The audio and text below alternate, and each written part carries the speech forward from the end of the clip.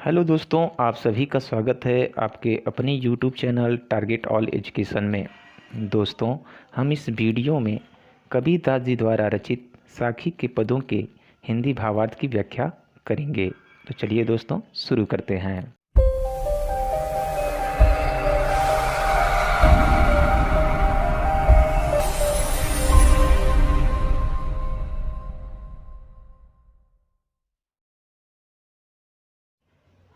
तो दोस्तों, साखी के प्रथम पद में कबीरदास जी गुरु की महत्ता का वर्णन करते हुए कहते हैं कि गुरु की कृपा से ही ईश्वर के प्रति प्रेम उत्पन्न होता है।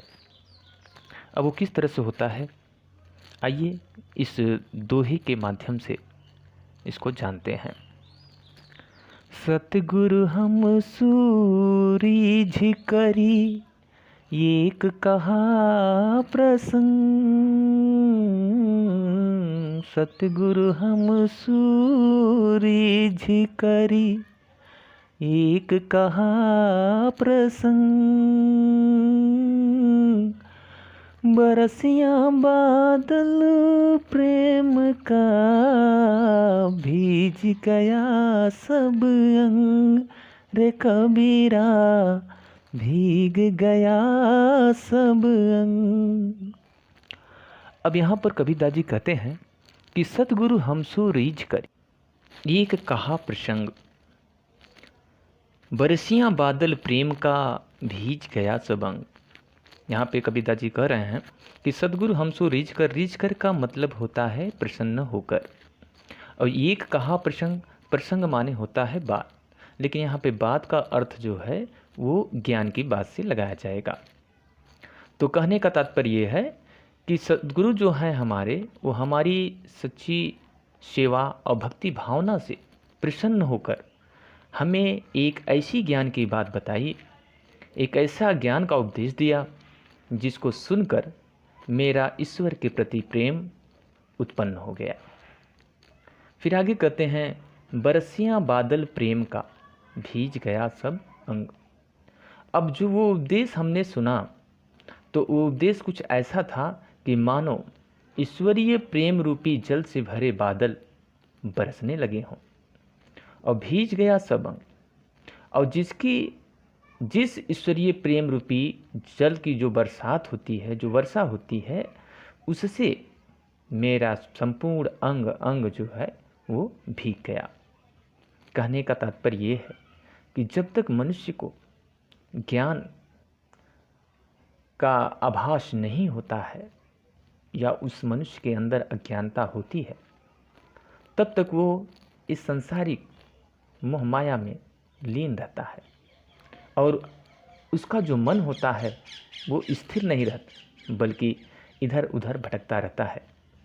लेकिन गुरु के कृपा से जब किसी मनुष्य को ज्ञान की प्राप्ति हो जाती है, अर्थात उस ईश्वर तक पहुँचने का जो रास्ता है उसको मिल जाता है। और जब वो ईश्वर तक पहुँचने का जब मार्ग पा लेता है, तो उस ईश्वर के प्रति उसका सच्चा प्रेम उत्पन्न हो जाता है और उसका मन स्थिर और शांत हो जाता है, इन सांसारिक मोह माया के बंधनों से मुक्त हो जाता है। और ये सब जो चीज़ें हैं बिना गुरु के ज्ञान के संभव नहीं है। इस प्रकार कबीरदास जी ने गुरु के महत्ता का वर्णन साखी के प्रथम पद में किया है। आइए अब चलते हैं साखी के दूसरे पद की ओर। साखी के द्वितीय पद में कबीरदास जी गुरु की ज्ञान की महत्ता का वर्णन करते हुए कहते हैं कि इस संसार में कोई ऐसी वस्तु नहीं है जो गुरु के ज्ञान के बदले में दिया जा सके। आइए इस दोहे के माध्यम से जानते हैं। राम नाम के पट तरे देबै को कछु नाही। राम नाम के पट तरे देबै को कछु नाही। क्या ले गुरु संतोषिए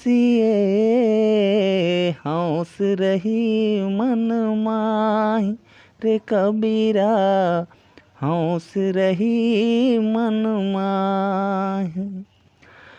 अब यहाँ पर कबीरदास जी बताते हैं कि राम नाम के पटतरे का अर्थ होता है बदले में, और देबै को कछुनाय, देबै को कछुनाय का अर्थ होता है देने के लिए।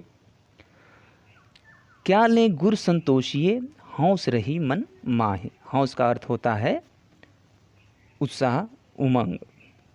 अब यहाँ पर कबीरदास जी बताते हैं कि जो ज्ञान हमारे गुरु ने राम नाम रूपी जो ज्ञान हमको दिया है, उसके बदले में देबै को कुछ ना, इस संसार में देने के लिए कुछ भी नहीं है।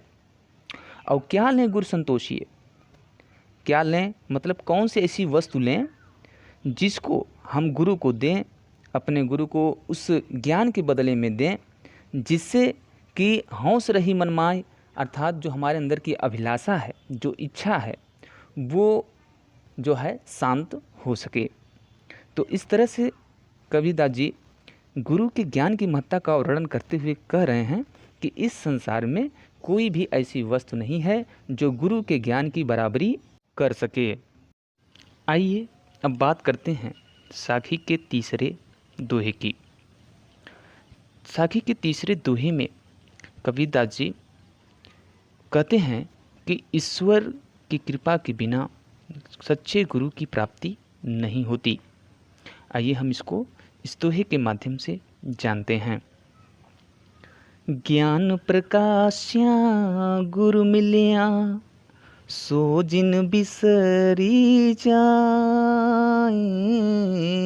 ज्ञान प्रकाश्या गुरु मिलिया, सो जिन बिसरी जाए।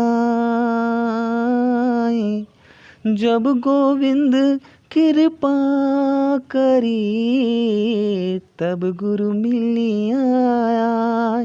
रे कबीरा, तब गुरु मिलिया। अब यहाँ पर साखी के तीसरे दोहे में कवि कहता है कि ज्ञान प्रकाशिया गुरु मिलिया। यहाँ पर गुरु का अर्थ है गुरु से। सो जिन बिसरी जाए, जिन का मतलब होता है नहीं, और बिसरी का अर्थ होता है भूल जाना। और जब गोविंद कृपा करी, यहाँ पे गोविंद का अर्थ है ईश्वर, और तब गुरु मिलिया, मिलिया का मतलब होता है मिलते हैं। कहने का अर्थ ये है कि जब सच्चे गुरु मिलते हैं तो चारों तरफ ज्ञान का प्रकाश फैल जाता है। सो जिन बिसरी जाएं, इसलिए हमको उस गुरु को नहीं भूलना चाहिए जिन्होंने हमें ज्ञान दिया है। उनके प्रति हमें हमेशा कृतज्ञ रहना चाहिए। फिर आगे कहते हैं जब गोविंद कृपा करी, अर्थात क्योंकि जो गुरु होते हैं वो ईश्वर की कृपा से ही मिलते हैं, तब गुरु मिलिया आए, तभी जो है गुरु की प्राप्ति होती है। इसलिए हमें जो है अपने गुरु के प्रति सदा जो है कृतज्ञ रहना चाहिए। आइए बात करते हैं साखी के चौथे पद की। दोस्तों, साखी का चौथा पद अत्यंत ही महत्वपूर्ण है क्योंकि ये अक्सर एग्जाम में पूछा जाता है, तो आप इसे बहुत ही ध्यान से समझें। साखी के चौथे पद में कवि ने जीव को फतिंगा तथा माया को दीपक का रूप मानते हुए माया की प्रबलता और गुरु के उपदेश की महत्ता का वर्णन किया है। तो चलिए हम इसे दोहे के माध्यम से समझते हैं। माया दीपक नर पतंग, भ्रमी भ्रमी वै पड़ंत। माया दीपक नर पतंग, भ्रम भ्रमी वै पड़ंत। कहे कबीर गुरु ज्ञान थे, एक आध उबरंत। रे कबीरा, एक आध उबरंत। अब इस दोहे में कबीरदास जी कहते हैं कि माया दीपक नर पतंग। अब यहाँ पर जो नर का अर्थ है वो सभी जीवों से लगाया जाएगा, और यहाँ पतंग का अर्थ है पतिंगा, अर्थात जो दीपक जलने पर उसके चारों ओर मंडराता रहता है, उस कीट पतंगे की बात यहाँ पर की जा रही है। फिर आगे कहते हैं भ्रम भ्रम इवे पड़ंत। इवे पड़ंत का अर्थ होता है कि इसमें पड़ता है।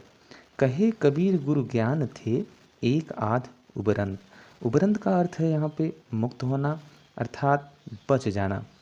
तो इस प्रकार कबीरदास जी कहते हैं कि माया दीपक नर पतंग, यह संसार माया के दीपक के समान है और मनुष्य पतंगे के समान है। जिस प्रकार फिर कहते हैं आगे कि भ्रम भ्रम ईवें पड़ंत, जिस प्रकार पतंगा दीपक के सौंदर्य पर मुग्ध होकर अपने प्राणों को त्याग देता है, ठीक उसी प्रकार मनुष्य भी माया पर मुग्ध होकर भ्रम में पड़कर अपने आप को मिटा देता है। किंतु फिर आगे कहते हैं कि कहे कबीर गुरु ज्ञान थे एक आध उबरंत, गुरु के उपदेश से शायद ही एक आधे इससे छुटकारा पा जाते हैं, अर्थात वो मुक्त हो जाते हैं। कहने का तात्पर्य है दोस्तों कि इस संसार में जब मनुष्य जन्म लेता है तो वह इस सांसारिक मोहमाया में पूरी तरह से बंध जाता है। वो अपने अस्तित्व को ही भूल जाता है और उस परम परमात्मा ईश्वर को भी भूल जाता है। किंतु जिस व्यक्ति को या जिस मनुष्य को एक सच्चे गुरु के ज्ञान की प्राप्ति हो जाती है तो वो मनुष्य उस ज्ञान की प्राप्ति अर्थात उनके उपदेश को सुनकर और ज्ञान को प्राप्त कर वो इस सांसारिक मोह माया से मुक्त हो जाता है। लेकिन इनकी संख्या बहुत ही कम होती है। कहने का अर्थात ये है कि इसमें एक आधे लोग ही मुक्त हो पाते हैं, अर्थात इस माया से बच पाते हैं। इस प्रकार साखी के इस पद में कबीरदास जी ने गुरु की उपदेश की महत्ता का वर्णन किया है। आइए अब चलते हैं साखी के अगले पद की ओर। साखी के अगले पद में कबीरदास जी गुरु और शिष्य के बीच एकात्मकता पर बल देते हुए कहते हैं कि जब मैं था तब गुरु नहीं, अब गुरु हैं हम नाही। जब मैं था तब गुरु नहीं, अब गुरु हैं हम नाही। प्रेम गली अति साकरी, तामे दो न समाही। रे कबीरा तामे दो न समाही। इस दोहे में कवि कहते हैं कि जब मैं था तब गुरु नहीं, मैं का मतलब यहाँ पर अहंकार, और अब गुरु हैं हम नाही। प्रेम गली अति सांकरी, सांकरी का मतलब होता है बहुत ही पतली, और तामे दो न समाए, तामे का अर्थ होता है उसमें। तो यहाँ पर कवि कहते हैं कि जब तक मुझ में मैं अर्थात अहंकार था तब तक मुझे अपने सद्गुरु से एकात्मकता का भाव प्राप्त नहीं हो सका। मैं गुरु और स्वयं को दो समझता रहा, अतः मैं प्रेम की साधना में असफल रहा। फिर आगे कहते हैं कि प्रेम गली अति सांकरी, तामे दो न समाए। तो आगे कह रहे हैं क्योंकि प्रेम साधना का जो मार्ग है बहुत ही संकरी अर्थात पतली है, उस पर एक होकर ही चला जा सकता है, अलग अलग नहीं। जब तक दो भाव मैं और तू बना रहेगा, प्रेम की साधना और गुरु भक्ति संभव ही नहीं है। कहने का भाव यह है दोस्तों कि हमें प्रेम की साधना और गुरु की भक्ति के लिए सबसे पहले अपने अंदर के अहंकार को नष्ट करना होगा और अपने गुरु का सम्मान करना होगा। तभी जो है हम सच्ची प्रेम साधना को और गुरु की भक्ति को प्राप्त कर सकेंगे। आइए अब बात करते हैं साखी के अगले पद की। साखी के अगले पद में कवि जगत की असारता अर्थात संसार की मिथ्या और परमात्मा की नित्यता अर्थात परमात्मा के वास्तविकता को बताते हुए अहंकार को नष्ट कर हरि भक्ति की प्रेरणा दी है। आइए हम इसे इस दोहे के माध्यम से जानते हैं। भक्ति भजन हरि नाम है, दूजा दुख अपार। भक्ति भजन हरि नाम है, दूजा दुख अपार। मनसा बाचा कर्मना, कबीर सुमिरन सार। रे कबीरा कबीर सुमिरन सार। अब साखी की इस पद में कवि कहते हैं कि भक्ति भजन हरि नाव है, दूजा दुख अपार। यहाँ पे दूजा दुख अपार का अर्थ है इसके अतिरिक्त सब अपार जो हैं वो दुख के कारण हैं। फिर आगे कहते हैं मनसा, मनसा का अर्थ होता है मन से, बाचा का अर्थ होता है वचन से, और कर्मणा का अर्थ होता है कर्म से, और कबीर सुमिरन सार। सुमिरन का मतलब होता है स्मरण करना, और सार का अर्थ होता है तत्व। इस प्रकार कवि इस पद में कहते हैं कि भक्ति भजन हरि नाव है, माने जीव के लिए परमात्मा की भक्ति और भजन करना एक नाव के समान उपयोगी है।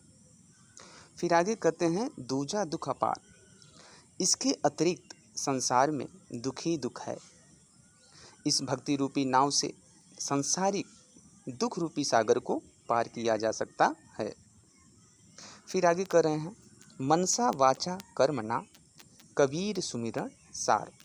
इसलिए मन से, वचन से और कर्म से मनुष्य को परमात्मा का स्मरण करना चाहिए। यही जीवन का परम तत्व है।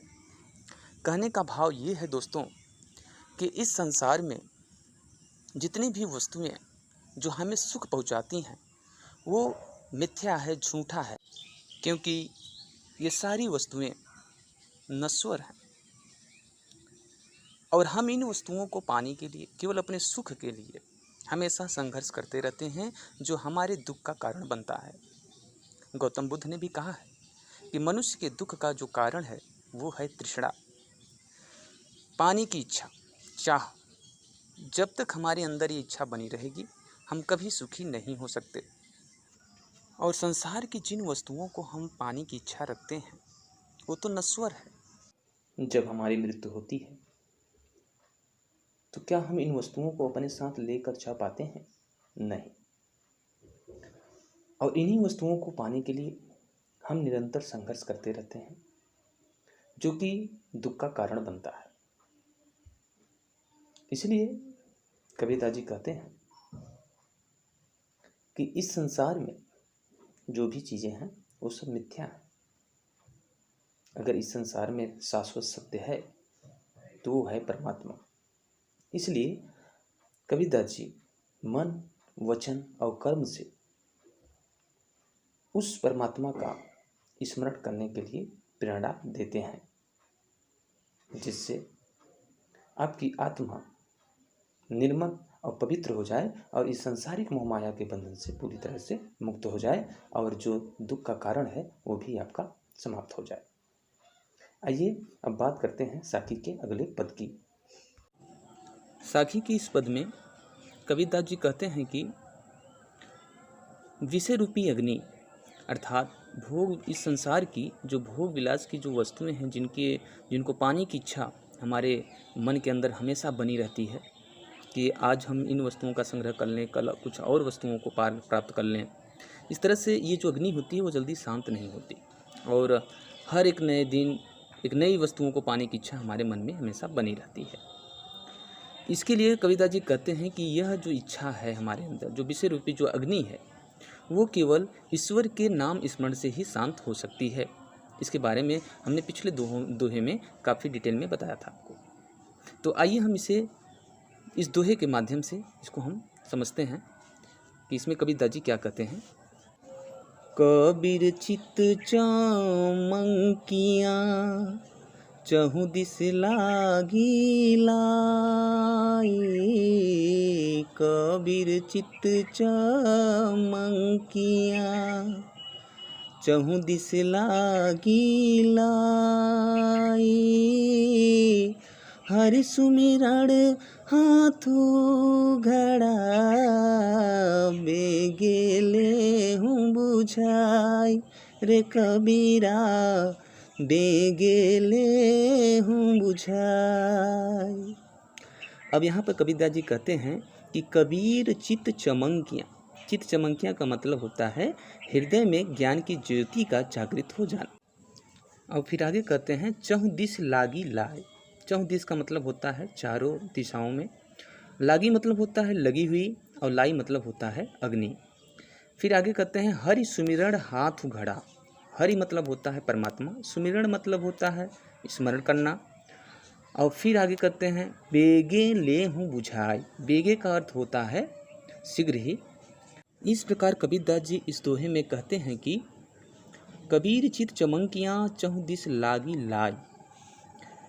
कहने का अर्थ यह है कि इस संसार में सब जगह विषय वासनाओं की आग लगी हुई दिखाई देती है। कहने का भाव यह है दोस्तों कि ये इन चारों दिशाओं में भोग विलास की जो वस्तुएं हैं उनको पाने की इच्छा हमारे मन में हमेशा बनी हुई रहती हैं। सपोज दैट मान लीजिए कि आज हमारे पास अगर हम एक बाइक खरीद लेते हैं तो कल हम सोचेंगे कि हमारे पास 4 व्हीलर हो जाए। इस तरह से हर एक वस्तुओं को प्राप्त करते हुए हम और उससे भी अच्छी वस्तुओं को या उससे बड़ी वस्तुओं को पाने की इच्छा निरंतर अपने मन में बनाए रखते हैं और उसको पाने का प्रयास करते रहते हैं, और जिसके कारण हमें दुख की प्राप्ति होती रहती है। इसलिए इस मन को शांत करने के लिए कबीरदास जी यहाँ पर सलाह देते हुए कह रहे हैं कि मेरा मन है वह भी जो है विषय वासनाओं में उमड़ रही है। अपने मन को कबीरदास जी संबोधित करते हुए यहाँ पे कहते हैं कि हरि सुमिरण हाथों घड़ा बेगे ले बुझाए।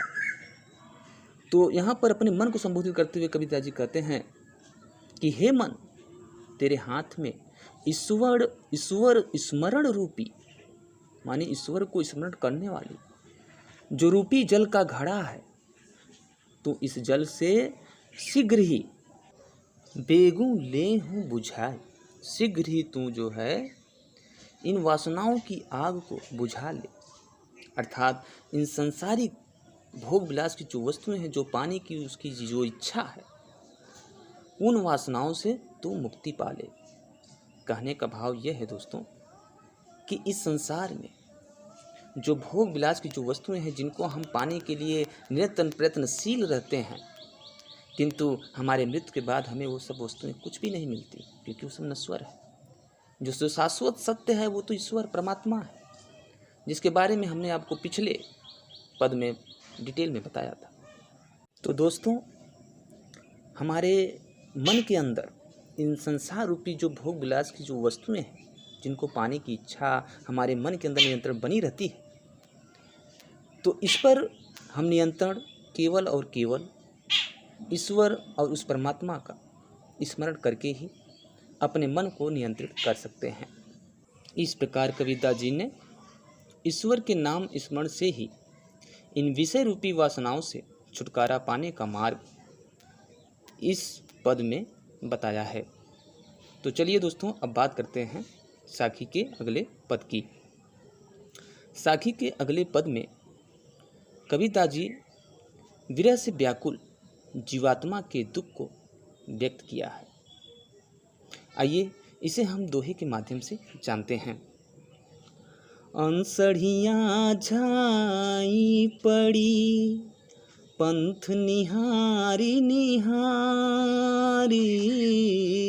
अंसढ़ियाँ झाई पड़ी पंथ निहारी निहारी, जी भड़िया छाला पड़ा राम पुकारी पुकारी रे कबीरा, राम पुकारी पुकारी। अब यहाँ पर कबीरदास जी जीवात्मा की व्याकुलता को बताते हुए कहते हैं कि अंसढ़ियाँ झाई पड़ी।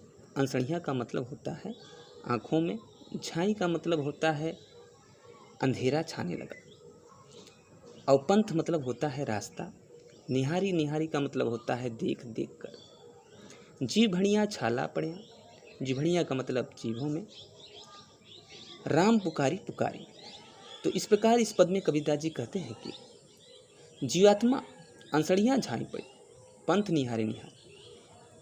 जीवात्मा बड़ी व्याकुलता से परमात्मा की प्रतीक्षा में आंखें बिछाए हुए है।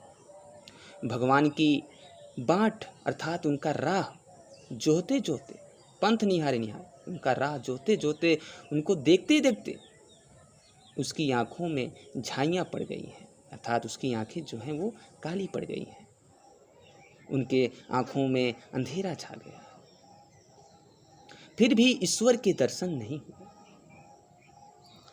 फिर कहते हैं आगे, जी भड़ियाँ झाला पड़िया राम पुकारी पुकारी। फिर भी ईश्वर के दर्शन नहीं हुए। जीवात्मा परमात्मा का नाम जपते जपते थक गई, उसके जीभ में छाले पड़ गए, परंतु फिर भी परमात्मा ने उसकी पुकार नहीं सुनी। ऐसा क्यों हुआ दोस्तों, जानते हैं?